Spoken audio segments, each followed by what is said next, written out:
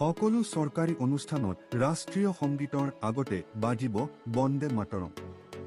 বন্দে মাতৰম সন্দৰ্ভত জাৰি কৰা হৈছে নতুন গাইডলাইন। কেন্দ্ৰীয় গৃহ মন্ত্ৰালয়ৰ নতুন গাইডলাইন অনুসৰি বন্দে মাতৰমৰ বাবে এতিয়াৰে পৰা প্ৰতিগৰাকী নাগৰিক থিয় হোৱাটো বাধ্যতামূলক হ'ব। বন্দে মাতৰম পৰিৱেশন বন্দে মাতৰম সন্দৰ্ভত জাৰি কৰা হৈছে নতুন গাইডলাইন। কেন্দ্ৰীয় গৃহ মন্ত্ৰালয়ৰ নতুন গাইডলাইন অনুসৰি বন্দে মাতৰমৰ বাবে এতিয়াৰে পৰা প্ৰতিগৰাকী নাগৰিক থিয় হোৱাটো বাধ্যতামূলক হ'ব। বন্দে মাতৰম পৰিৱেশন আৰু শোৱাৰ সময়ত সকলো থিয় হৈ থাকিবই লাগিব। অৱশ্যে চিনেমা হলত এই নিয়ম কিছু ৰেহাই দিয়া হৈছে, কিন্তু চৰকাৰী অনুষ্ঠানত বা বিদ্যালয়ত এই নিয়ম কঠোৰভাৱে পালন কৰিব লাগিব। দেশৰ সকলো ৰাজ্য, কেন্দ্ৰীয় শাসিত অঞ্চল, মন্ত্ৰালয় আৰু সাংবিধানিক সংস্থানলৈ এই পৃষ্ঠাজোৰা নিৰ্দেশনা জাৰি কৰিছে। চৰকাৰী অনুষ্ঠানত ৩ মিনিট ১০ ছেকেণ্ডৰ বন্দে মাতৰম গোৱাটো বাধ্যতামূলক কৰা হৈছে। যিকোনো অনুষ্ঠানত জাতীয় সংগীতৰ পূৰ্বে বন্দে মাতৰম বজাই দিয়া হ'ব আৰু গীতৰ সময়ত মানুহে থিয় দি থাকিব লাগিব বুলিও ১০ পৃষ্ঠাৰ আদেশত স্পষ্ট কৰি দিয়া হৈছে। গীতটো বজাব পৰা অনুষ্ঠান আৰু স্থানৰ তালিকাও উল্লেখ কৰা হৈছে। এই তালিকাত বিদ্যালয়ৰ সভাসমূহ অন্তৰ্ভুক্ত কৰা হৈছে। যদি তথ্যচিত্ৰৰ কোনো অংশৰ সময়ত জাতীয় সংগীত বজোৱা হয়, তেন্তে থিয় হোৱাৰ প্ৰয়োজন নাই। ইয়াৰ ফলত জাতীয় সংগীতৰ মৰ্যাদা বৃদ্ধি হোৱাতকৈ বিশৃংখলতা আৰু বিভ্ৰান্তিৰ সৃষ্টি হ'ব বুলি উল্লেখ কৰা হৈছে। এই চৰকাৰী প্ৰচেষ্টাক বন্দে মাতৰমক জনপ্ৰিয় কৰাৰ এক পদক্ষেপ হিচাপে গ্ৰহণ কৰা হৈছে বুলি কোৱা হৈছে। সলনি হ'ব পাৰে লোকসভাৰ অধ্যক্ষ। বিৰোধীয়ে আনিছে অনাস্থাৰ প্ৰস্তাৱ। লোকসভাৰ অধ্যক্ষ পদৰ পৰা সাময়িকভাৱে অব্যাহতি গ্ৰহণ কৰিছে ওম বিৰলাই।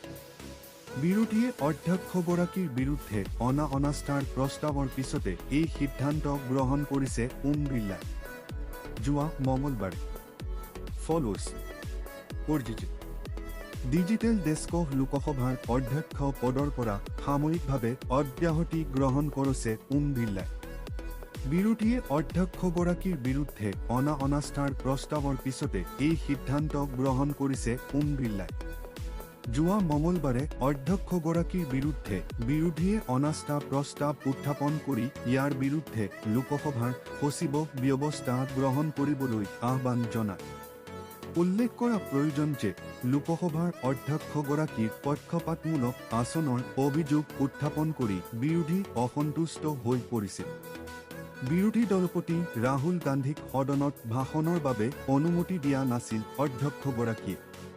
তাৰ পিছতে বিৰোধীয়ে তেওঁৰ বিৰুদ্ধে অনাস্থাৰ প্ৰস্তাৱ দাখিল কৰে।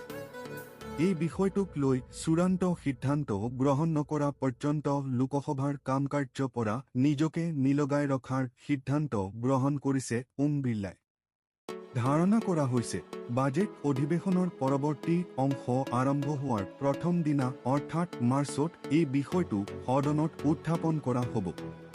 কমেও গৰাকী বিৰোধী বিধায়কে এই অনাস্থাৰ প্ৰস্তাৱত সমৰ্থন জনালে অধ্যক্ষৰ পদ এৰিব লাগিব ওম বিৰলাই। কংগ্ৰেছ তথা বিৰোধীয়ে দাখিল কৰা অনাস্থাৰ প্ৰস্তাৱত উল্লেখ কৰা হৈছে যে বিৰোধী দলপতি ৰাহুল গান্ধী আৰু অন্যান্য বিৰোধী সাংসদক ৰাষ্ট্ৰপতি ভাষণৰ ধন্যবাদ প্ৰস্তাৱৰ ওপৰত ভাষণ দিবলৈ দিয়া নাছিল ওম বিৰলাই। কংগ্ৰেছে এই অভিযোগনামাত গৰাকী সাংসদক নিলম্বনৰ কথাও উল্লেখ কৰিছে। পলাশবাৰীত হিমন্ত বিশ্ব শৰ্মা মুৰ্দাবাদ, হেমাংগ ঠাকুৰীয়া মুৰ্দাবাদ দিলে কোনে?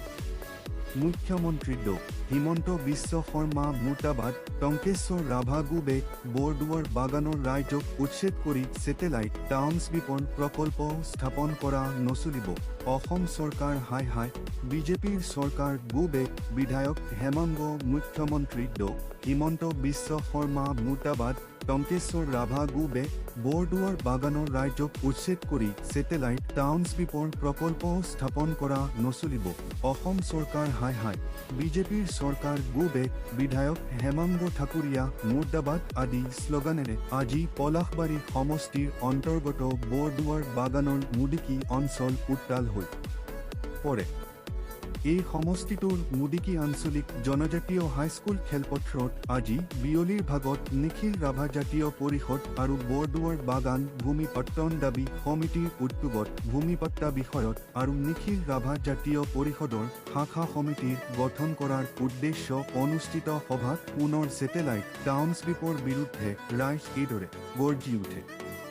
এই উপলক্ষে নিখিল ৰাভা জাতীয় পৰিষদৰ বৰদুৱাৰ আঞ্চলিকাৰ সভাপতি ইন্দেশ্বৰ ৰাভাৰ সভাপতিত্ব অনুষ্ঠিত সভাৰ উদ্দেশ্য ব্যাখ্যা কৰে ভূমি পট্টন দাবী সমিতিৰ মুখ্য আহ্বায়ক আদিত্য ৰাভাই। তেওঁ উদ্দেশ্য ব্যাখ্যা কৰাৰ লগতে ভাষণ প্ৰদান কৰি দীৰ্ঘদিনীয়া প্ৰতিবাদী কাৰ্যসূচী ৰূপায়ণ কৰাৰ পিছতো চৰকাৰে বৰদুৱাৰত ছেটেলাইট টাউনশ্বিপ প্ৰকল্পৰ বাতিলৰ বিষয়ত কোনো ধৰণৰ আনুষ্ঠানিক ঘোষণা নকৰাটো ৰাইজ ক্ষিণ্ণ হৈ পৰাৰ কথা কয়। মুখ্যমন্ত্ৰী ড হিমন্ত বিশ্ব শৰ্মাই পৰিকল্পনা CMDৰ ফালৰ পৰা ইতিমধ্যে পলাশবাৰীত উন্নয়ন বাবে কাম কৰিব বিচৰা প্ৰতিষ্ঠানসমূহলৈ নিদিবা বিচাৰি দিয়া বিজ্ঞাপনৰ পিছতেই পুনৰ শংকিত হৈ পৰে বৰদুৱাৰ বাগানৰ ৰাইজ। ইতিমধ্যে পলাশবাৰীৰ ভিতৰত অতি চৰ্চিত ঠাই হৈছে প্ৰস্তাৱিত বৰদুৱাৰ বাগানৰ ছেটেলাইট টাউনশ্বিপ। চৰকাৰে এক বিজ্ঞাপন প্ৰকাশ কৰি কোনো ধৰণৰ নিৰ্দিষ্টকৈ ঠাইৰ নাম উল্লেখ নাই যদিও স্পষ্টভাৱে পলাশবাৰী বুলি উল্লেখ আছে। কিন্তু শেহতীয়া কাণ্ড কাৰখানাবোৰৰ পৰা পলাশবাৰী CMDয়ে নিৰ্ধাৰিত কৰা ঠাইখিনি বৰদুৱাৰ বাগান বুলি ৰাইজ পতিয়ন গৈছে, যিটো কোনো পধ্যে মানি নলৈ বৰদুৱাৰ বাগানৰ ৰাইজে। ভূমিপট্টা প্ৰদানৰ বিপৰীতে খিলঞ্জীয়াক উচ্ছেদ কৰি খিলঞ্জীয়াৰ ভূমি বহিৰাগতক গোটাই দিয়াৰ প্ৰচেষ্টা তীব্ৰ ভাষাৰে গৰিহণা দিয়াৰ লগতে প্ৰস্তাৱিত বৰদুৱাৰ বাগানত কোনো পধ্যে ছেটেলাইট টাউনশ্বিপ হ'বলৈ দিয়া নহ'ব বুলি হুংকাৰ দিয়ে। Asomiya Pratidin follows UDJDJD digital সংবাদ মিৰ্জা মুখ্যমন্ত্ৰী ড হিমন্ত বিশ্ব শৰ্মা মুৰ্দাবাদ টংকেশ্বৰ ৰাভা গো বেক বৰদুৱাৰ বাগানৰ ৰাইজক উচ্ছেদ কৰি ছেটেলাইট টাউনশ্বিপৰ প্ৰকল্প স্থাপন কৰা নচলিব। অসম চৰকাৰ হাই হাই বিজেপিৰ চৰকাৰ গো বেক বিধায়ক হেমাংগ ঠাকুৰীয়া মুৰ্দাবাদ আদি শ্লোগানেৰে আজি পলাশবাৰী সমষ্টিৰ অন্তৰ্গত বৰদুৱাৰ বাগানৰ মুদিকি অঞ্চল উত্তাল হৈ পৰে। এই সমষ্টিটোৰ মুদিকি আঞ্চলিক জনজাতীয় হাইস্কুল খেলপথাৰত আজি বিয়লিৰ ভাগত নিখিল ৰাভা জাতীয় পৰিষদ আৰু বৰদুৱাৰ বাগান ভূমি পট্টন দাবী সমিতিৰ উদ্যোগত ভূমিপট্টা বিষয়ত আৰু নিখিল ৰাভা জাতীয় পৰিষদৰ শাখা সমিতিৰ গঠন কৰাৰ উদ্দেশ্য অনুষ্ঠিত সভাত পুনৰ ছেটেলাইট টাউনশ্বিপৰ বিৰুদ্ধে ৰাইজ এইদৰে গৰ্জি উঠে। অধৰ্মেজ Asomiya Pratidin follows UDJDJD digital সংবাদ মিৰ্জা মুখ্যমন্ত্ৰী ড হিমন্ত বিশ্ব শৰ্মা মুৰ্দাবাদ টংকেশ্বৰ ৰাভা গো বেক বৰদুৱাৰ বাগানৰ ৰাইজক উচ্ছেদ কৰি ছেটেলাইট টাউনশ্বিপৰ প্ৰকল্প স্থাপন কৰা নচলিব। অসম চৰকাৰ হাই হাই বিজেপিৰ চৰকাৰ গো বেক বিধায়ক হেমাংগ ঠাকুৰীয়া মুৰ্দাবাদ আদি শ্লোগানেৰে আজি পলাশবাৰী সমষ্টিৰ অন্তৰ্গত বৰদুৱাৰ বাগানৰ মুদিকি অঞ্চল উত্তাল হৈ পৰে। এই সমষ্টিটোৰ মুদিকি আঞ্চলিক জনজাতীয় হাইস্কুল খেলপথাৰত আজি বিয়লিৰ ভাগত নিখিল ৰাভা জাতীয় পৰিষদ আৰু বৰদুৱাৰ বাগান ভূমি পট্টন দাবী সমিতিৰ উদ্যোগত ভূমিপট্টা বিষয়ত আৰু নিখিল ৰাভা জাতীয় পৰিষদৰ শাখা সমিতিৰ গঠন কৰাৰ উদ্দেশ্য অনুষ্ঠিত সভাত পুনৰ ছেটেলাইট টাউনশ্বিপৰ বিৰুদ্ধে ৰাইজ এইদৰে গৰ্জি উঠে। এই উপলক্ষে নিখিল ৰাভা জাতীয় পৰিষদৰ বৰদুৱাৰ আঞ্চলিকাৰ সভাপতি ইন্দেশ্বৰ ৰাভাৰ সভাপতিত্ব অনুষ্ঠিত সভাৰ উদ্দেশ্য ব্যাখ্যা কৰে ভূমি পট্টন দাবী সমিতিৰ মুখ্য আহ্বায়ক আদিত্য ৰাভাই। তেওঁ উদ্দেশ্য ব্যাখ্যা কৰাৰ লগতে ভাষণ প্ৰদান কৰি দীৰ্ঘদিনীয়া প্ৰতিবাদী কাৰ্যসূচী ৰূপায়ণ কৰাৰ পিছতো চৰকাৰে বৰদুৱাৰত ছেটেলাইট টাউনশ্বিপ প্ৰকল্পৰ বাতিলৰ বিষয়ত কোনো ধৰণৰ আনুষ্ঠানিক ঘোষণা নকৰাটো ৰাইজ ক্ষিণ্ণ হৈ পৰাৰ কথা কয়। মুখ্যমন্ত্ৰী ড হিমন্ত বিশ্ব শৰ্মাই পৰিকল্পনা CMDৰ ফালৰ পৰা ইতিমধ্যে পলাশবাৰীত উন্নয়ন বাবে কাম কৰিব বিচৰা প্ৰতিষ্ঠানসমূহলৈ নিদিবা বিচাৰি দিয়া বিজ্ঞাপনৰ পিছতেই পুনৰ শংকিত হৈ পৰে বৰদুৱাৰ বাগানৰ ৰাইজ। ইতিমধ্যে পলাশবাৰীৰ ভিতৰত অতি চৰ্চিত ঠাই হৈছে প্ৰস্তাৱিত বৰদুৱাৰ বাগানৰ ছেটেলাইট টাউনশ্বিপ। চৰকাৰে এক বিজ্ঞাপন প্ৰকাশ কৰি কোনো ধৰণৰ নিৰ্দিষ্টকৈ ঠাইৰ নাম উল্লেখ নাই যদিও স্পষ্টভাৱে পলাশবাৰী বুলি উল্লেখ আছে। কিন্তু শেহতীয়া কাণ্ড কাৰখানাবোৰৰ পৰা পলাশবাৰী GMDA নিৰ্ধাৰিত কৰা ঠাইখিনি বৰদুৱাৰ বাগান বুলি ৰায় পতিয়ন গৈছে, যিটো কোনো পধ্যে মানি নলৈ বৰদুৱাৰ বাগানৰ ৰাইজে ভূমিপট্টা প্ৰদানৰ বিপৰীতে খিলঞ্জীয়াক উচ্ছেদ কৰি খিলঞ্জীয়াৰ ভূমি বহিৰাগতক গোটাই দিয়াৰ প্ৰচেষ্টাক তীব্ৰ ভাষাৰে গৰিহণা দিয়াৰ লগতে প্ৰস্তাৱিত বৰদুৱাৰ বাগানত কোনোপধ্যে ছেটেলাইট টাউনশ্বিপ হ'বলৈ দিয়া নহ'ব বুলি হুংকাৰ দিয়ে। আদিত্য ৰাভাই আনকি আগত বিধানসভা নিৰ্বাচনত উক্ত অঞ্চলত বিজেপিৰ বৰ্জনৰো সিদ্ধান্ত গ্ৰহণ কৰাৰ কথা উল্লেখ কৰে। উক্ত সভাতে পলাশবাৰীৰ বিধায়ক হেমাংগ ঠাকুৰীয়া, বিজেপিৰ নেতা হিমাংশু শেখৰ বৈশ্য, অনুপ কুমাৰ মেধি, হিতেশ কলিতা, ৰাজ্যপাল ৰমেন ডেকাৰ কন্যা তথা বিজেপিৰ নেত্ৰী আয়ুস্মিতা ডেকা, মাত নোলোৱা বিজেপিৰ নেত্ৰী সুমন হৰিপ্ৰিয়াক চোকা ভাষাৰে সমালোচনা কৰে ভূমিপট্টন দাবী কমিটিৰ মুখ্য আহ্বায়ক আদিত্য ৰাভাই। নতুনকৈ বিধায়ক হোৱাৰ আশা কৰা ছত্তীশগড়ৰ ৰাজ্যপাল জীয়ৰী আয়ুস্মিতা ডেকাই বৰদুৱাৰ বাগান অঞ্চললৈ আহি ছেটেলাইট টাউনশ্বিপৰ বাবে GMDAৰ কাম কাজ কৰিবলৈ ৰাইজক উৎসাহিত কৰাক লৈ ৰাভাই ডেকাক সকিয়নি দিয়ে। GMDAক সমৰ্থন কৰি GMDAৰ হৈ কাম কৰি পলাশবাৰীৰ উন্নয়ন কৰিম বুলি কৰা মন্তব্যত ডেকাক তীব্ৰ ভাষাৰে গৰিহণা দিয়াৰ লগতে প্ৰাৰ্থিত্ব ঘোষণাৰ লগে লগে ডেকাৰ বিৰুদ্ধে ব্যৱস্থা গ্ৰহণ কৰিব বুলিও কয় এইসকল জন্মজাতীয় লোকে। আজিৰ সভাতে 1926 চনতে গঠন হোৱা নিখিল ৰাভা জাতীয় পৰিষদ পুনৰ সক্ৰিয় হৈ উঠিবলৈ নতুনকৈ শাখা সমিতিৰ সমূহ গঠন কৰে। এই সভাতে ভূমিপট্টন দাবী সমিতিৰ সমন্বয়ক গজেন চন্দ্ৰ দাস, বিষয়ববীয়া ৰত্নোৎসৰ ৰাভা, অৰুণ দিয়া, পক্ষীৰাজ ৰাভা, ৰামসিং ৰাভা, উমাকান্ত ৰাভা, নৃপেন ৰাভাকে ধৰি বহু সংখ্যক পুৰুষ মহিলাই অংশগ্ৰহণ কৰি বিজেপিৰ চৰকাৰক উৎখাত কৰাৰ হুংকাৰ দিয়ে। সদায় ৰাইজে বিপদৰ সময়ত এইদৰে ঐক্যবদ্ধ হৈ থাকিব বুলি উল্লেখ কৰে। লগতে নিখিল ৰাভা জাতীয় পৰিষদৰ কেন্দ্ৰীয় সমিতিৰ মুখ্য সম্পাদক তথা বৰদুৱাৰ ভূমিপট্টন দাবী কমিটিৰ মুখ্য সমন্বয়ক গোবিন্দ ৰাভাই ভাষণ প্ৰদান কৰি বিজেপিৰ চৰকাৰক সমালোচনা কৰে। অঞ্চলটোৰ ৰাইজৰ উচ্ছেদ কৰি কোনোপধ্যে ছেটেলাইট টাউনশ্বিপ প্ৰকল্প স্থাপন কৰিবলৈ নিদিয়ে বুলি ভাষণত উল্লেখ কৰে।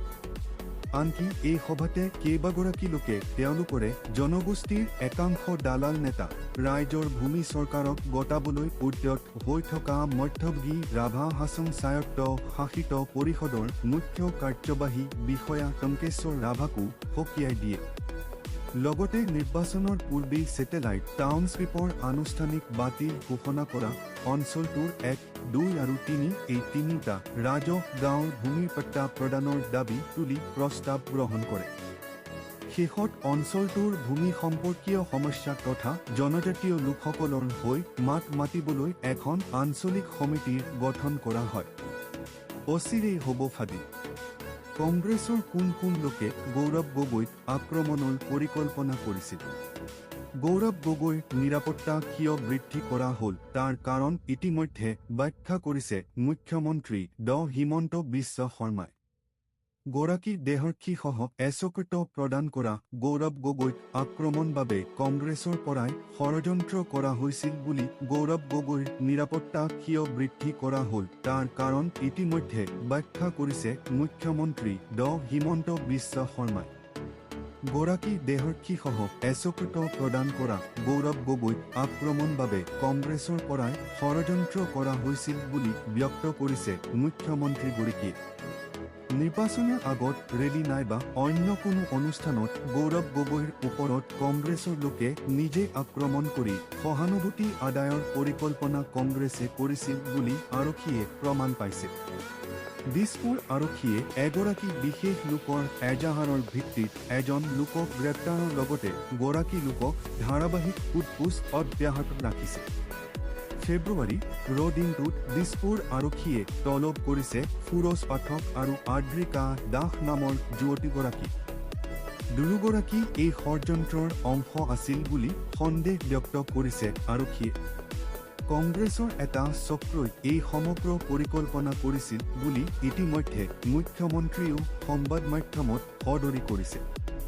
কংগ্ৰেছৰ নিজৰ মানুহে গৌৰৱ গগৈ ৰাজহুৱা স্থানত আক্ৰমণ কৰি জনতাৰ পৰা সহানুভূতি আদায়ৰ বাবে এনে পন্থা হাতত লৈছিল বুলি আৰক্ষীৰ এক সূত্ৰইও সদৰি কৰিছে। সমগ্ৰ ঘটনাৰ তদন্ত চলি আছে। আগন্তুক দিনৰ ভিতৰতেই এই সমগ্ৰ কাণ্ড ফাদিল হ'ব বুলিও কয় মুখ্যমন্ত্ৰীগৰাকীয়ে। নগাঁও উপদ্ৰৱা সমষ্টিৰ বিভিন্ন উপাসনাস্থলীলৈ অসম দৰ্শন আঁচনিৰ আৰ্থিক অনুদান আগবঢ়ালে বিধায়কে। নগাঁও উপদ্ৰৱা সমষ্টিৰ অন্তৰ্গত মাজৰাতি হিজগাঁও পঞ্চায়ত আৰু পলাশনি তেলিয়া পহুকটা গাঁও পঞ্চায়তৰ বিভিন্ন উপাসনাস্থলীসমূহলৈ অসম দৰ্শন আঁচনিৰ অধীনত লাভ কৰা আৰ্থিক অনুদানৰ চেকসমূহ নগাঁও উপদ্ৰৱা সমষ্টিৰ অন্তৰ্গত মাজৰাতি হিজগাঁও পঞ্চায়ত আৰু পলাশনি তেলিয়া পহুকটা গাঁও পঞ্চায়তৰ বিভিন্ন উপাসনাস্থলীসমূহলৈ অসম দৰ্শন আঁচনিৰ অধীনত লাভ কৰা আৰ্থিক অনুদানৰ চেকসমূহ মংগলবাৰে প্ৰদান কৰা হয়। বিধায়ক ৰূপক শৰ্মাই পুৱাৰে পৰা নিশালৈ সমষ্টিটোৰ উপাসনাস্থলীসমূহত উপস্থিত হৈ আৰ্থিক অনুদানৰ চেক প্ৰদান কৰে। ইংলিছপট্টি দুৰ্গা মন্দিৰ, সৎব্ৰত সমিতি, প্ৰণৱনগৰ কালী মন্দিৰ, ইটাপাৰা পূব নামঘৰ, হৰিহৰ শিৱ মন্দিৰ মাজৰাতি, ডিফুলি সত্ৰ নামঘৰ, ত্ৰিশূল সমাজ নামঘৰ, চেঁচামুখ সাৰ্বজনীন শিৱ মন্দিৰ, শংকৰী কলা কৃষ্টি বিকাশ কেন্দ্ৰ তেলিয়া পহুকটা সাৰ্বজনীন শিৱ মন্দিৰ, পৰচুম সত্ৰ নামঘৰ, কৰৈয়নী চৰ্লাপাৰ শিৱ শক্তি সমাজ, কৰৈয়নী আঞ্চলিক দুৰ্গা উৎসৱ উদযাপন সমিতিৰ, ভূতনাথ মন্দিৰ, কৰৈয়নী ব্ৰাহ্মণ সমাজ, গধৰীয়া কৰৈয়নী শিৱ মন্দিৰ আদি উপাসনাস্থলীসমূহত চেক প্ৰদানৰ কাৰ্যসূচীত নগাঁও জিলা পৰিষদৰ সভানেত্ৰী গীতাঞ্জলি হাজৰিকা, ভূটাইপাথৰী মণ্ডল বিজেপিৰ সভাপতি ৰাতুল বৰাকে প্ৰমুখ্যে পঞ্চায়তৰ প্ৰতিনিধিসকল আৰু স্থানীয় ৰাইজ উপস্থিত থাকে। 10 বছৰৰ কাৰ্যকালত লামডিং সমষ্টিৰ বিধায়ক সুবি মিশ্ৰৰ ব্যৰ্থতা। 64 নং লামডিং বিধানসভা সমষ্টিৰ বিজেপিৰ ভিতৰচৰাত আভ্যন্তৰীণ অন্তৰ্কাদলৰ সৃষ্টি হৈছে। এটা পক্ষই বৰ্তমান বিজেপিৰ বিধায়ক শিবি মিশ্ৰক সমৰ্থন কৰাৰ বিপৰীতে আনটো পক্ষই বিৰোধিতা কৰিছে। 64 নং লামডিং বিধানসভা সমষ্টিৰ বিজেপিৰ ভিতৰচৰাত আভ্যন্তৰীণ অন্তৰ্কাদলৰ সৃষ্টি হৈছে। এটা পক্ষই বৰ্তমান বিজেপিৰ বিধায়ক শিবি মিশ্ৰক সমৰ্থন কৰাৰ বিপৰীতে আনটো পক্ষই বিৰোধিতা কৰিছে। উল্লেখযোগ্য যে 2026 চনৰ বিধানসভা নিৰ্বাচনত লামডিং সমষ্টিৰ পৰা প্ৰাৰ্থিত্ব লাভ কৰিব বুলি বিধায়ক শিবি মিশ্ৰ আশাবাদী হৈ আছে। কিন্তু সমষ্টিটোৰ পৰা একেৰাহে দুবাৰকৈ বিজেপিৰ দলৰ প্ৰাৰ্থী হিচাপে বিজয় হোৱা বিধায়ক সুবি মিশ্ৰই কৰিছে। সুবি মিশ্ৰই বিগত 10 বছৰ ধৰি সমষ্টিটোৰ বিশেষ কোনো উন্নয়ন কৰিব নোৱাৰিলে। তদুপৰি লামডিং পৌৰসভাৰ অন্তৰ্গত একাংশ ৱাৰ্ডৰ যাতায়াতৰ পথ জৰাজীৰ্ণ হৈ পৰিছে। লামডিঙত নাই পৰ্যাপ্ত পৰিমাণৰ ডাষ্টবিন।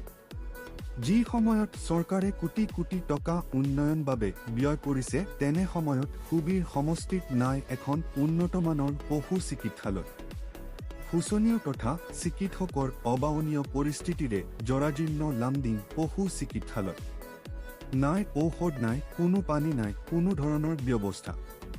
চিকিৎসকৰ অবাৱনীয় পৰিস্থিতিৰ বাবেই মৃত হৈছে পোহনীয়া কুকুৰকে ধৰি গৰু ছাগলী।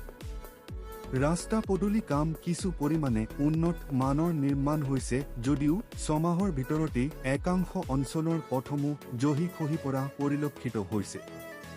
লামডিং সমষ্টিত পথ নিৰ্মাণৰ বাবে 5 বছৰত 400 কোটি টকাৰো অধিক ধন আগবঢ়াই অসম চৰকাৰে এই মন্তব্য লামডিঙৰ এক দলীয় সভাত মন্ত্ৰী পীয়ুষ হাজৰিকা প্ৰদান কৰিছিল। মন্ত্ৰীগৰাকীয়ে সভাত উপস্থিত হৈ সাহসেৰে কয় যে কংগ্ৰেছ চৰকাৰে পথ নিৰ্মাণৰ বাবে 30,40 কোটি টকা ব্যয় কৰিছিল, কিন্তু বিজেপি চৰকাৰে কেৱল উন্নতমানৰ পথ নিৰ্মাণৰ বাবে 500 কোটি টকা সমষ্টিত প্ৰদান কৰে। মন্ত্ৰীগৰাকীৰ এই মন্তব্য শুনাৰ পিছতেই খলকনি লাগিছে লামডিঙৰ জনগণৰ মাজত। যদিহে 5 বছৰত 500 কোটি টকা প্ৰদান কৰে তেনেহলে বিগত 10 বছৰত লামডিং সমষ্টিটোৰ উন্নয়ন বাবে বিধায়কক কিমান কোটি চৰকাৰে প্ৰদান কৰিছিল? যদি মন্ত্ৰীগৰাকীৰ ভাষ্য সঁচা হয় তেনেহলে বিগত 10 বছৰত 1000 কোটি টকা চৰকাৰী অনুমোদনৰ কিমান শতাংশ কাম হ'ল? বিধায়ক শিবি মিশ্ৰৰ পৰা 1000 কোটি টকাৰ হিচাপ ল'ব নে লামডিং সমষ্টিৰ 2,44,000 ভোটাৰে নে প্ৰত্যুত্তৰ দিব আগন্তুক নিৰ্বাচনত? বিধায়ক শিবি মিশ্ৰৰ কৰ্মকাণ্ডই এতিয়া সমষ্টিটোৰ দলীয় কৰ্মীৰ মাজতো বিভাজনৰ সৃষ্টি কৰিছে। ঘনিষ্ঠ আৰু পৰিয়ালকেন্দ্ৰিকভাৱে কাম কৰি অহা বিধায়ক শিবি মিশ্ৰৰ কাৰ্যকালত পুৰণি দলীয় কৰ্মীসকলক দলৰ পৰা এলাগি কৰাৰো অভিযোগ উত্থাপন হৈছে। এইবাৰ বিধায়ক শিবি মিশ্ৰৰ লগতে বিজেপিৰ দলৰ পৰা টিকট প্ৰত্যাশী প্ৰদীপ সিং, শেখৰ চক্ৰৱৰ্তী, শিলাদিত্য দেৱক, সদৌ অসম বেংগলী যুৱ ছাত্ৰ ফেডাৰেশ্যনৰ প্ৰাক্তন সভাপতি প্ৰদীপ দে, ৰাজীৱ ঘোষ, শ্যামল ৰক্ষিত আৰু প্ৰাক্তন বিজেপিৰ বিধায়ক সুশীল দত্ত। বৰমপুৰত কোনোবাই ৰঙা চকু দেখুৱালেও ভয় নকৰাৰ সাহস অগপৰ আছে। মণিমাধৱ মহন্ত। নগাঁও জিলাৰ বৰমপুৰ বিধানসভা সমষ্টিত বিজেপিৰ আৰু অগপৰ মাজত টিকটকেন্দ্ৰিক সংঘাত চলি থকাৰ সময়তে মঙলবাৰে সমষ্টিটোৰ অন্তৰ্গত ননৈত এক দলীয় সভা অনুষ্ঠিত কৰি অসম গণ পৰিষদে নিজৰ শক্তি প্ৰদৰ্শনৰ চেষ্টা চলায়। সমাগত বিধানসভা নিৰ্বাচনৰ দিন চমু চাপি অহাৰ লগে লগে নগাঁও জিলাৰ বৰমপুৰ বিধানসভা সমষ্টিত বিজেপিৰ আৰু অগপৰ মাজত টিকটকেন্দ্ৰিক সংঘাত চলি থকাৰ সময়তে মঙলবাৰে সমষ্টিটোৰ অন্তৰ্গত ননৈত এক দলীয় সভা অনুষ্ঠিত কৰি অসম গণ পৰিষদে নিজৰ শক্তি প্ৰদৰ্শনৰ চেষ্টা চলায়। অসম যুৱ পৰিষদ বৰমপুৰ বিধানসভা সমষ্টি সমিতিৰ উদ্যোগত অনুষ্ঠিত হোৱা যুৱ কৰ্মী সন্মিলনত অংশগ্ৰহণ কৰি অ.গ.পৰ কেন্দ্ৰীয় সমিতিৰ সম্পাদক তথা নগাঁও জিলা সমিতিৰ সভাপতি মণিমাধৱ মহন্তই উদ্বোধনী ভাষণত কয় কংগ্ৰেছ দলে বিভিন্ন সময়ত অসম মাতৃৰ অস্তিত্ব বিপদাপন্ন কৰি তুলিছিল। কিন্তু অগপ দলে জন্মলগ্নৰে পৰাই আমাৰ স্বকীয়তা, গৰিমা, ঐতিহ্য, স্বাভিমান ৰক্ষাৰ বাবে সংগ্ৰাম কৰি আহিছে। এই সংগ্ৰাম বৃহত্তৰ অসমীয়া জাতিৰ স্বাভিমান ৰক্ষা কৰা, সমন্বয়, ঐক্য, প্ৰগতিৰ লক্ষ্যৰে আগুৱাই যোৱাৰ সংগ্ৰাম। যুৱ পৰিষদৰ বৰমপুৰ সমষ্টিৰ সভাপতি শংকৰ বৰাৰ সভাপতিত্বত অনুষ্ঠিত হোৱা অভাষণত অগপ নেতা মণিমাধৱ মহন্তই আৰু কয় 1985 চনৰ পৰা বৰমপুৰ সমষ্টিত একেৰাহে 7বাৰকৈ অগপ দলৰ বিধায়ক জয়ী হৈছে। 2বাৰকৈ প্ৰফুল্ল কুমাৰ মহন্ত মুখ্যমন্ত্ৰী হৈছে, বিৰোধী দলপতি হৈছে। গতিকে বৰমপুৰত অগপৰ এক শক্তিশালী ভেটি আছে। অনাগত দিনত সমষ্টিত অগপ দলে শক্তিশালীভাৱে নেতৃত্ব দিবৰ বাবে সাজু হৈ আছে। সমষ্টিত আমি কাৰো লগত সংঘাতত আহিব বিচৰা নাই, কাৰো লগত আমাৰ প্ৰতিযোগিতাও নাই। গতিকে সমষ্টিত কোনোবাই আমাক ৰঙা চকু দেখুৱালেও সেই ৰঙা চকুলৈ ভয় নকৰাৰ সাহস অগপৰ আছে।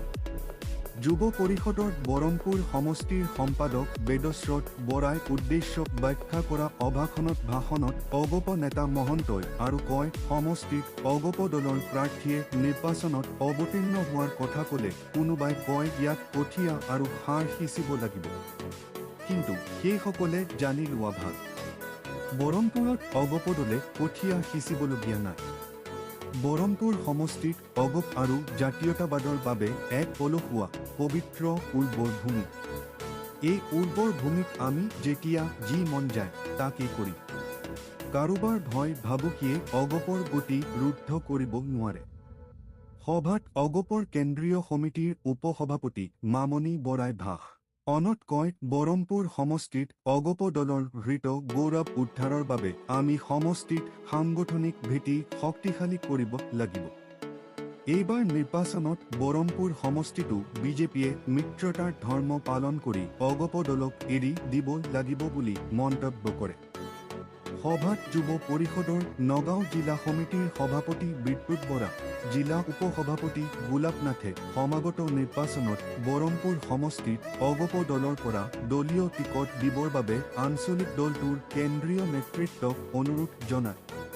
5 শতাধিক দলীয় কৰ্মী উপস্থিত থকা অভাষণত অগপৰ নগাঁও জিলা সমিতিৰ সম্পাদক যতীন বৰা, যুৱ পৰিষদৰ জিলা সম্পাদক ভূপেন বেজবৰুৱাৰ, অগপৰ বৰমপুৰ সমষ্টিৰ সম্পাদক খগেন কুমাৰ গায়ন, জ্যেষ্ঠ নেতা ৰাম চন্দ্ৰ বৰা, হেমন্ত শইকীয়া, অপূৰ্ব বৰা, যুৱ পৰিষদৰ কেন্দ্ৰীয় সম্পাদক ডিম্বেশ্বৰ গুপ্তা, অনুপম শৰ্মা, অয়ন শৰ্মা আদি উপস্থিত থাকে।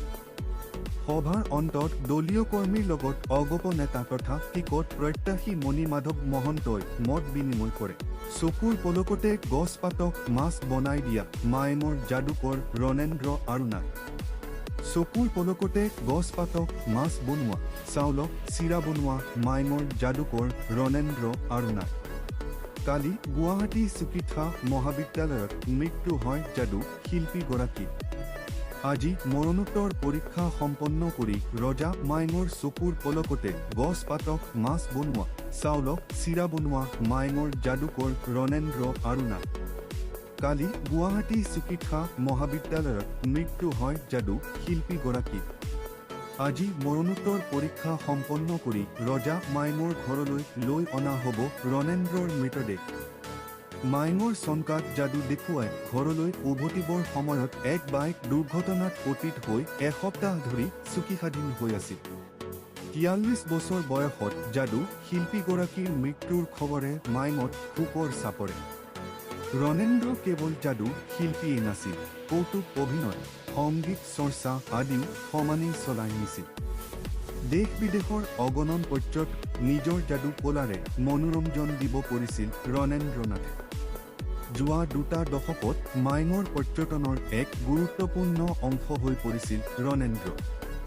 ৰণেন্দ্ৰ ৰজা মাইমৰ ঘৰত প্ৰায় প্ৰতিদিনেই ভিৰ কৰিছিল দেশ বিদেশৰ পৰ্যটকে। পবিতৰাৰ নিকটৱৰ্তী প্ৰতিখন নামী দামী ৰিজৰ্টত ৰণেন্দ্ৰৰ যাদু চাই অভিভূত হৈ পৰিছিল পৰ্যটকসকল। 4 ভাই ককাইৰ ভিতৰত 3 নম্বৰ জন্ম আছিল ৰণেন্দ্ৰ। মৃত্যুৰ সময়ত পত্নী আৰু পুত্ৰ কন্যা দুটাক এৰি থৈ যায়। ৰণেন্দ্ৰ মাইম আঞ্চলিক মহাবিদ্যালয়ৰ অধ্যাপক ড উৎপল নাথৰ কনিষ্ঠ ভাতৃ। গৰাকী প্ৰাৰ্থিত্ব প্ৰত্যাশী শিৱসাগৰত অখিল গগৈৰ বিৰুদ্ধে যুঁজিবলৈ বিজেপিৰ নিজৰ মাজতে খোৱা কামোৰাৰ ৰাজনীতি। আদাক দেখি উঠি গা কেতুৰিয়ে বোলে মুকু খাৰ দৰে বহু বিতৰ্কিত এগৰাকী দাগী ব্যক্তিয়ে শিৱসাগৰ সমষ্টিত তেওঁক বিজেপিৰ পৰা প্ৰাৰ্থিত্ব প্ৰদান কৰিবলৈ দাবী জনাইছে। চিণ্ডিকেটৰ নায়কগৰাকীয়ে আদাক দেখি উঠি গা কেতুৰিয়ে বোলে মুকু খাৰ দৰে বহু বিতৰ্কিত এগৰাকী দাগী ব্যক্তিয়ে শিৱসাগৰ সমষ্টিত তেওঁক বিজেপিৰ পৰা প্ৰাৰ্থিত্ব প্ৰদান কৰিবলৈ দাবী জনাইছে। চিণ্ডিকেটৰ নায়কগৰাকীয়ে প্ৰাৰ্থিত্ব পালে অখিল গগৈক পৰাজিত কৰিব বুলি হুংকাৰ দিছে। উল্লেখ্য যে শিৱসাগৰ সমষ্টিত শাসকীয় বিজেপিৰ পৰা প্ৰাৰ্থিত্ব বিচৰা পুৰুষ মহিলা সংখ্যা দিনক দিনে বৃদ্ধি পাইছে। এতিয়ালৈকে 12 গৰাকীয়ে প্ৰাৰ্থিত্ব বিচাৰি কুচকাৱাজ অব্যাহত ৰাখিছে। ইয়াৰ মাজতেই চলিছে লবি কেন্দ্ৰিক ৰাজনীতি। 2-1 প্ৰাৰ্থিত্ব প্ৰত্যাশীয়ে অতীৰ্থ কৌশলেৰে ভাবুকি প্ৰদান কৰাৰো অভিযোগ উঠিছে। এগৰাকী ব্যক্তিয়ে দিখৌমুখত অংকিতা দত্তৰ লগত দলীয় কৰ্মীক যোগাযোগ নকৰিবলৈ ভাবুকি প্ৰদান কৰিছে। আনহাতে জিলা বিজেপিৰ সভাপতি বিতুপন ৰায়ডঙ্গীয়া ফটো সম্বলিত পষ্টাৰ নিশাৰ ভাগত দলেৰে লোকে খালী চিৰাচিৰ কৰিছে। শিৱসাগৰ দিখৌ দলঙৰ দুপাৰে জিলা সভাপতিয়ে আঁৰি ৰখা পষ্টাৰ প্ৰাৰ্থিত্ব প্ৰত্যাশীয়ে খালী চিৰাচিৰ কৰে। আনহাতে নিজকে মুখ্যমন্ত্ৰীৰ অতিশয় ঘনিষ্ঠ বুলি লম্ফজম্ফ কৰি থকা চুপাৰী চিণ্ডিকেটৰ নায়ক এগৰাকীয়ে শিৱসাগৰ সমষ্টিৰ পৰা বিজেপিৰ হৈ প্ৰাৰ্থিত্ব লাভ কৰাটো নিশ্চিত বুলি প্ৰচাৰ চলাইছে। ইমানেই নহয়, মুখ্যমন্ত্ৰীৰ জন্মদিন উদযাপনৰ নামত এইগৰাকী ব্যক্তিয়ে বিজেপিয়ে তেওঁক প্ৰাৰ্থিত্ব প্ৰদান কৰিব বুলি প্ৰচাৰ চলাই তেওঁক ভোট দিবলৈ মুকলি আহ্বান জনায়। উল্লেখ্য যে চোৰাং চুপাৰী সৰবৰাহ কৰাৰ সময়ত ভালেকেইখন জিলাৰ কেইবাগৰাকীও আৰক্ষী অধীক্ষকৰ বৃহৎ অংকৰ ধন দিয়া বুলি প্ৰচাৰ চলাই গ্ৰেপ্তাৰ হোৱাৰ লগতে কেইবামাহো কাৰাগাৰৰ ভাত খোৱা এইগৰাকী চিণ্ডিকেটৰ নায়কৰ কৰ্মকাণ্ডই বিজেপিৰ কৰ্মীসকলক ক্ষিন্ন কৰি তুলিছে। একাংশ তোষামোদকাৰীৰ আবেষ্টনী। সোমাই বিধায়ক হোৱাৰ দিবাস্বপ্ন দেখা এইগৰাকী ব্যক্তিয়ে কাৰ সাহসত বিজেপিৰ নেতা বুলি পৰিচয় দিছে তাকলৈ প্ৰশ্ন উঠিছে। এনে ব্যক্তিয়ে প্ৰাৰ্থিত্ব লাভ কৰিলে ভালে সংখ্যক বিজেপিৰ কৰ্মীয়ে দল ত্যাগ কৰাটো নিশ্চিত ধৰিলে। Asomiya Pratidin follows BE digital সংবাদ।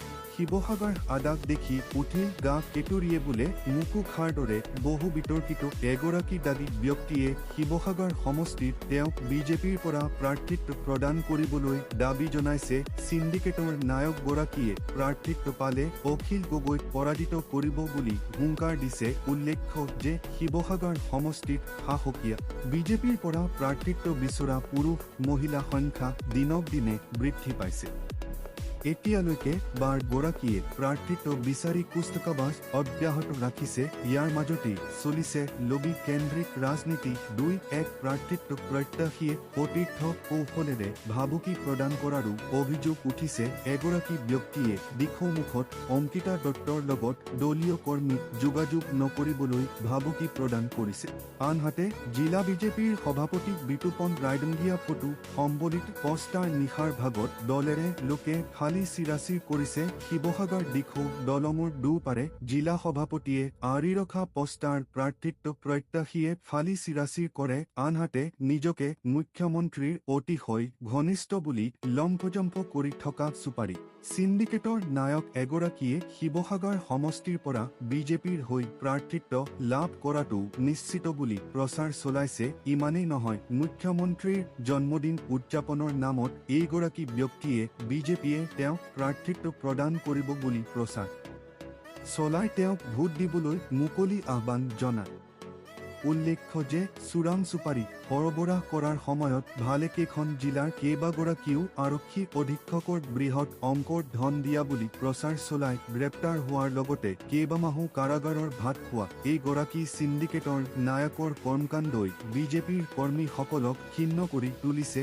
একাংশ তোষামোদকাৰীৰ আবেষ্টনীত সোমাই বিধায়ক হোৱাৰ দিবাস্বপ্ন দেখা এইগৰাকী ব্যক্তিয়ে কাৰ সাহসত বিজেপিৰ নেতা বুলি পৰিচয় দিছে তাকলৈ প্ৰশ্ন উঠিছে। এনে ব্যক্তিয়ে প্ৰাৰ্থিত্ব লাভ কৰিলে ভালে সংখ্যক বিজেপিৰ কৰ্মীয়ে দল ত্যাগ কৰাটো নিশ্চিত।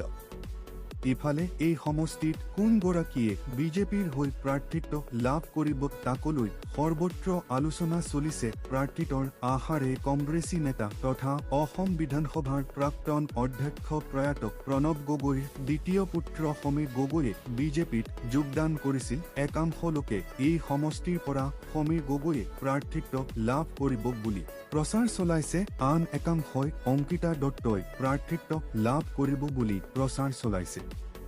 উল্লেখ্য যে শিৱসাগৰ সমষ্টিত আহোম জনগোষ্ঠীৰ ভোটৰ সংখ্যা সৰ্বাধিক আছিল যদিও সমষ্টি পুনৰ নিৰ্ধাৰণে ভোটাৰৰ বিন্যাস সলনি কৰিলে অতি কৌশলেৰে এই সমষ্টিৰ পৰা বৃহৎ সংখ্যক আহোম জনগোষ্ঠীয় ভোটৰ দিমু সমষ্টিলৈ কৰ্তন কৰি নিয়া হ'ল। এতিয়া শিৱসাগৰ সমষ্টিত আহোম জনগোষ্ঠীয় ভোটাৰতকৈ আন জনগোষ্ঠীৰ ভোটাৰৰ সংখ্যা বৃদ্ধি পালে কোচ, কলিতা, মিচিং, কৈবৰ্ত, মুছলমান ভোটৰ একত্ৰিত কৰলে ৭০% অধিক হ'ব। আহোম জনগোষ্ঠীয় ভোটাৰৰ সংখ্যা কৌশলেৰে শিৱসাগৰ সমষ্টিত হ্ৰাস কৰাৰ আঁৰত বিজেপিৰ নেতা থকাৰ কথা সৰ্বজনবিদিত। এনে সুযোগ গ্ৰহণ কৰি এইবাৰ অনা আহোম লোকে সমষ্টিটোৰ পৰা প্ৰাৰ্থিত্ব বিচৰাটো স্বাভাৱিক। যোৱা বিধানসভা নিৰ্বাচনত অংকিতা দত্তই আমগুৰি সমষ্টিৰ পৰা প্ৰতিদ্বন্দ্বিতা কৰিছিল। অতি কম স্থাপিত ব্যৱধানত তেওঁ পৰাজিত হৈছিল। সমষ্টিটো ইতিপূৰ্বে বিলুপ্ত হোৱাত অংকিতা দত্তই শিৱসাগৰ সমষ্টি বাছি ল'বলগীয়া হয়। অংকিতা দত্তই এই সমষ্টিত বিজেপিৰ হৈ সাংগঠনিক কাম-কাজ অব্যাহত ৰাখিছে। ইয়াৰ মাজতেই এগৰাকী ছালফাৰ সমৰ্থকে অংকিতা দত্তৰ সমৰ্থকক ভাবুকি দিয়াৰ লগতে মাৰপিট কৰিছে। বাস্তৱত শিৱসাগৰ সমষ্টিত বিজেপিৰ প্ৰাৰ্থিত্ব প্ৰত্যাশীৰ সংখ্যা দিনক দিনে বৃদ্ধি পাইছে। সেই অনুপাতে প্ৰাৰ্থিত্ব প্ৰত্যাশীৰ মাজত লাগিছে খোৱা কামনা। এই সমষ্টি ৰাইজৰ দলৰ সভাপতি অখিল গগৈৰ হাতত। অখিল গগৈৰ পৰা বিজেপিয়ে সমষ্টিটো নিজৰ হাতলৈ নিয়াৰ প্ৰচেষ্টা অব্যাহত ৰাখিছে। এনে পৰিস্থিতিত এইবাৰ শিৱসাগৰ সমষ্টিৰ নিৰ্বাচন জটিল হ'ব। শিৱসাগৰ আদাক দেখি উঠিল গা কেতুৰিয়ে বোলে মোকো খাৰ দৰে বহু বিতৰ্কিত এগৰাকী দাদী ব্যক্তিয়ে শিৱসাগৰ সমষ্টিত তেওঁক বিজেপিৰ পৰা প্ৰাৰ্থিত্ব প্ৰদান কৰিবলৈ দাবী জনাইছে। সিন্ডিকেটৰ নায়কগৰাকীয়ে প্ৰাৰ্থিত্ব পালে অখিল গগৈক পৰাজিত কৰিব বুলি হুংকাৰ দিছে। উল্লেখ্য যে শিৱসাগৰ সমষ্টিত শাসকীয় বিজেপিৰ পৰা প্ৰাৰ্থিত্ব বিচৰা পুৰুষ মহিলা সংখ্যা দিনক দিনে বৃদ্ধি পাইছে। এতিয়ালৈকে 12 গৰাকীয়ে প্ৰাৰ্থিত্ব বিচাৰি কুচকাৱাজ অব্যাহত ৰাখিছে। ইয়াৰ মাজতেই চলিছে লবি কেন্দ্ৰিক ৰাজনীতি। 2-1 প্ৰাৰ্থিত্ব প্ৰত্যাশীয়ে সতীৰ্থ কৌশলেৰে ভাবুকি প্ৰদান কৰাৰো অভিযোগ উঠিছে। এগৰাকী ব্যক্তিয়ে দিখৌমুখত অংকিতা দত্তৰ লগত দলীয় কৰ্মীক যোগাযোগ নকৰিবলৈ ভাবুকি প্ৰদান কৰিছে। আনহাতে জিলা বিজেপিৰ সভাপতি বিতুপন ৰায়ডঙ্গীয়া ফটো সম্বলিত পষ্টাৰ নিশাৰ ভাগত দলেৰে লোকে খালি চিৰাচিৰ কৰিছে। শিৱসাগৰ দিখৌ দলঙৰ দুপাৰে জিলা সভাপতিয়ে আঁৰি ৰখা পষ্টাৰ প্ৰাৰ্থিত্ব প্ৰত্যাশীয়ে ফালি চিৰাচিৰ কৰে। আনহাতে নিজকে মুখ্যমন্ত্ৰীৰ অতিশয় ঘনিষ্ঠ বুলি লম্ফজম্ফ কৰি থকা চুপাৰী সিন্ডিকেটৰ নায়ক এগৰাকীয়ে শিৱসাগৰ সমষ্টিৰ পৰা বিজেপিৰ হৈ প্ৰাৰ্থিত্ব লাভ কৰাটো নিশ্চিত বুলি প্ৰচাৰ চলাইছে। ইমানেই নহয়, মুখ্যমন্ত্ৰীৰ জন্মদিন উদযাপনৰ নামত এইগৰাকী ব্যক্তিয়ে বিজেপিয়ে তেওঁক প্ৰাৰ্থিত্ব প্ৰদান কৰিব বুলি প্ৰচাৰ চলাই তেওঁক ভোট দিবলৈ মুকলি আহ্বান জনায়। উল্লেখ্য যে চোৰাং চুপাৰী সৰবৰাহ কৰাৰ সময়ত ভালেকেইখন জিলাৰ কেইবাগৰাকীও আৰক্ষী অধীক্ষকৰ বৃহৎ অংকৰ ধন দিয়া বুলি প্ৰচাৰ চলাই গ্ৰেপ্তাৰ হোৱাৰ লগতে কেইবামাহো কাৰাগাৰৰ ভাত খোৱা এইগৰাকী সিন্ডিকেটৰ নায়কৰ কৰ্মকাণ্ডই বিজেপিৰ কৰ্মীসকলক ক্ষিণ্ণ কৰি তুলিছে। একাংশ তোষামোদকাৰীৰ আবেষ্টনী সোমাই বিধায়ক হোৱাৰ দিবাস্বপ্ন দেখা এইগৰাকী ব্যক্তিয়ে কাৰ সাহসত বিজেপিৰ নেতা বুলি পৰিচয় দিছে তাকলৈ প্ৰশ্ন উঠিছে। এনে ব্যক্তিয়ে প্ৰাৰ্থিত্ব লাভ কৰিলে ভালে সংখ্যক বিজেপিৰ কৰ্মীয়ে দল ত্যাগ কৰাটো নিশ্চিত। ইফালে এই সমষ্টিত কোনগৰাকীয়ে বিজেপিৰ হৈ প্ৰাৰ্থিত্ব লাভ কৰিব তাকলৈ সৰ্বত্ৰ আলোচনা চলিছে। প্ৰাৰ্থিত্বৰ আশাৰে কংগ্ৰেছী নেতা তথা অসম বিধানসভাৰ প্ৰাক্তন অধ্যক্ষ প্ৰয়াত প্ৰণৱ গগৈৰ দ্বিতীয় পুত্ৰ সমীৰ গগৈয়ে বিজেপিত যোগদান কৰিছিল। একাংশ লোকে এই সমষ্টিৰ পৰা সমীৰ গগৈ প্ৰাৰ্থিত্ব লাভ কৰিব বুলি প্ৰচাৰ চলাইছে। আন একাংশই অংকিতা দত্তই প্ৰাৰ্থিত্ব লাভ কৰিব বুলি প্ৰচাৰ চলাইছে। উল্লেখ্য যে শিৱসাগৰ সমষ্টিত আহোম জনগোষ্ঠীৰ ভোটৰ সংখ্যা সৰ্বাধিক আছিল যদিও সমষ্টি পুনৰ নিৰ্ধাৰণে ভোটাৰৰ বিন্যাস সলনি কৰিলে অতি কৌশলেৰে এই সমষ্টিৰ পৰা বৃহৎ সংখ্যক আহোম জনগোষ্ঠীয় ভোটৰ দিমুখ সমষ্টিলৈ কৰ্তন কৰি নিয়া হ'ল। এতিয়া শিৱসাগৰ সমষ্টিত আহোম জনগোষ্ঠীয় ভোটাৰতকৈ আন জনগোষ্ঠীৰ ভোটাৰৰ সংখ্যা বৃদ্ধি পালে। কোচ, কলিতা, মিচিং, কৈবৰ্ত, মুছলমান ভোটৰ একত্ৰিত কৰলে 70%ৰো অধিক হ'ব আহোম জনগোষ্ঠীয় ভোটাৰৰ সংখ্যা। কৌশলেৰে শিৱসাগৰ সমষ্টি হ্ৰাস কৰাৰ আঁৰত বিজেপিৰ নেতা থকাৰ কথা সৰ্বজনবিদিত। এনে সুযোগ গ্ৰহণ কৰি এইবাৰ অনা আহোম লোকে সমষ্টিটোৰ পৰা প্ৰাৰ্থিত্ব বিচৰাটো স্বাভাৱিক। যোৱা বিধানসভা নিৰ্বাচনত অংকিতা দত্তই আমগুৰি সমষ্টিৰ পৰা প্ৰতিদ্বন্দ্বিতা কৰিছিল। অতি কম স্থাপিত ব্যৱধানত তেওঁ পৰাজিত হৈছিল। সমষ্টিটো ইতিপূৰ্বে বিলুপ্ত হোৱাত অংকিতা দত্তই শিৱসাগৰ সমষ্টি বাছি ল'বলগীয়া হয়। অংকিতা দত্তই এই সমষ্টিত বিজেপিৰ হৈ সাংগঠনিক কাম কাজ অব্যাহত ৰাখিছে। ইয়াৰ মাজতে এগৰাকী ছালফাৰ সমৰ্থকে অংকিত অসমত উচ্ছেদৰ জৰিয়তে 1,25,326 বিঘা ভূমি মুকলি কৰা হৈছে। হিমন্ত বিশ্ব শৰ্মা দিছপুৰ লোকসেৱা ভৱনত সংবাদমেল আয়োজন কৰি বহুকেইটা গুৰুত্বপূৰ্ণ ঘোষণা কৰে মুখ্যমন্ত্ৰী হিমন্ত বিশ্ব শৰ্মাই। উচ্ছেদ সম্পৰ্কত সংবাদমেল সম্বোধন মুখ্যমন্ত্ৰী 1,25,326 বিঘা ভূমি মুকলি কৰা হৈছে বৰ্তমানলৈ। দিছপুৰ লোকসেৱা ভৱনত সংবাদমেল আয়োজন কৰি বহুকেইটা গুৰুত্বপূৰ্ণ ঘোষণা কৰে মুখ্যমন্ত্ৰী হিমন্ত বিশ্ব শৰ্মাই।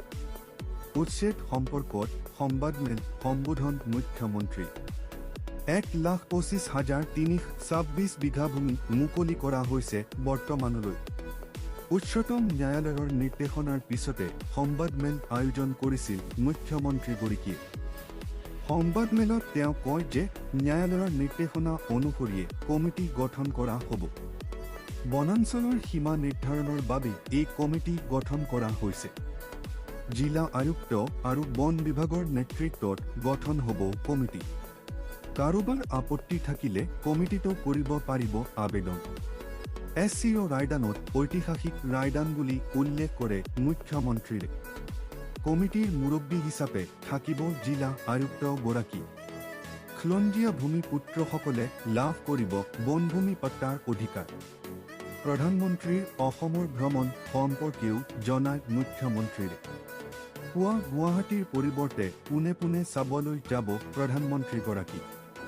আধা ঘণ্টা সময়ত বায়ু সেনাৰ বিমান অৱতৰণ কৰিব বিশেষ পথটোত। কেইবাখনো যুদ্ধ বিমান অৱতৰণ কৰিব, কিছুমান নকৰে। ইয়াৰ পিছত দিনৰ 12 বজাত গুৱাহাটীলৈ আহিব প্ৰধানমন্ত্ৰী মোদী। সেই বিশেষ পথটোৰে প্ৰধানমন্ত্ৰীৰ বিমান অৱতৰণ আৰু প্ৰস্থান কৰিব। দিনৰ বজাত গুৱাহাটীৰ দলং মুকলি কৰিব প্ৰধানমন্ত্ৰীয়ে। ব্ৰহ্মপুত্ৰ ধাৰৰ বিপৰীতে গৈ নিৰ্মাণ কৰা হৈছে নতুন দলংখন। ফেব্ৰুৱাৰী মাহটোত কোনো যান-বাহন নচলে দলংখনত। কেৱল ৰাইজে খোজ কঢ়াৰ বাবে খোলা থাকিব এই দলংখন। লাচিত ঘাটলৈও যাব প্ৰধানমন্ত্ৰী নৰেন্দ্ৰ মোদী। বঙৰাত নিৰ্মিত IIMৰ অস্থায়ী প্ৰকল্পৰ মুকলি কৰিব প্ৰধানমন্ত্ৰীয়ে। আমিনগাঁৱৰ হাইপাৰ স্কেল ডাটা চেণ্টাৰ শুভ উদ্বোধন কৰিব প্ৰধানমন্ত্ৰীয়ে। খন নতুন EV বাছ মুকলি কৰিব প্ৰধানমন্ত্ৰীয়ে। পৰৱৰ্তী সময়ত সম্পূৰ্ণৰূপে বাতিল হ'ব ডিজেল চলিত বাছ সেৱা। 21 ফেব্ৰুৱাৰীত CRPF ৰেজিং ডে পালন কৰা হ'ব সৰুসজাইত। প্ৰথমবাৰৰ বাবে ৰাইজৰ বাবে অনুষ্ঠিত হৈছে CRPF raising day. CRPF raising ডেত উপস্থিত থাকিব গৃহমন্ত্ৰী অমিত শ্বাহ। উচ্ছেদ লৈ অসম চৰকাৰৰ ঐতিহাসিক আইনী জয়। বনভূমি দখল হ'লে চৰকাৰৰ উচ্ছেদৰ অধিকাৰ আছে বুলি কৈছে উচ্চতম ন্যায়ালয়ে। সংবাদমেলত গুৰুত্বপূৰ্ণ মন্তব্য মুখ্যমন্ত্ৰীৰ। বনভূমি উচ্ছেদ লৈ মুখ্যমন্ত্ৰী হিমন্ত বিশ্ব শৰ্মাৰ সংবাদমেল। সৰুপথাৰ, নগাঁও, গোৱাপাৰাত চলিছিল উচ্ছেদ অভিযান। 1,25,326 বিঘা বনভূমি বেদখলমুক্ত কৰা হৈছে বুলি জনায় মুখ্যমন্ত্ৰীয়ে। বনভূমি উচ্ছেদ লৈ মুখ্যমন্ত্ৰী হিমন্ত বিশ্ব শৰ্মাৰ সংবাদমেল। সৰুপথাৰ, নগাঁও, গোৱাপাৰাত চলিছিল উচ্ছেদ অভিযান। 1,25,326 বিঘা বনভূমি বেদখলমুক্ত কৰা হৈছে বুলি জনায় মুখ্যমন্ত্ৰীয়ে। স্বচ্ছ আৰু মেধাভিত্তিক নিযুক্তিৰ অবিৰত যাত্ৰা। অসম চৰকাৰৰ বিভিন্ন বিভাগৰ অধীনস্থ পদৰ বাবে নিৰ্বাচিত গৰাকী অনেডিয়াৰী আৰু অসম ৰাজ্যিক গ্ৰামীণ জীৱিকা অভিযানৰ অধীনত ঠিকাভিত্তিক গৰাকী প্ৰাৰ্থীলৈ নিযুক্তিপত্ৰ প্ৰদান অনুষ্ঠান। আক্ৰমণৰ নাটক চলিব পাৰে। মুখ্যমন্ত্ৰী গৌৰৱ গগৈৰ দেহৰক্ষী সংখ্যা বৃদ্ধি ষ্টাফ ৰূপৰাৰ 10 ফেব্ৰুৱাৰী। অসম প্ৰদেশ কংগ্ৰেছৰ সভাপতি গৌৰৱ গগৈৰ নিৰাপত্তা হঠাৎ বৃদ্ধি কৰা হৈছে। শেহতীয়াকৈ গগৈৰ বিৰুদ্ধে পাকিস্তানী নিউজ চাই ভাল পাইছে যদি চেনেলটো subscribe, like, comment and share কৰি দিব।